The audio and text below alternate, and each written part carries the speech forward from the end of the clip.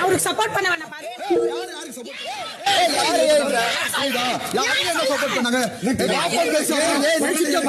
நாகரிகம் தெரியும்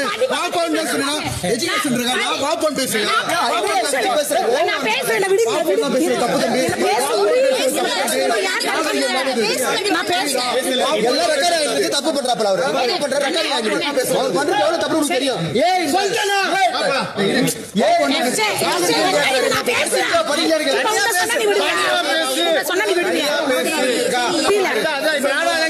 உனக்கு நீ வா தெரியுமா தெரியுமா நான் நாகரிகமா டீசெண்டா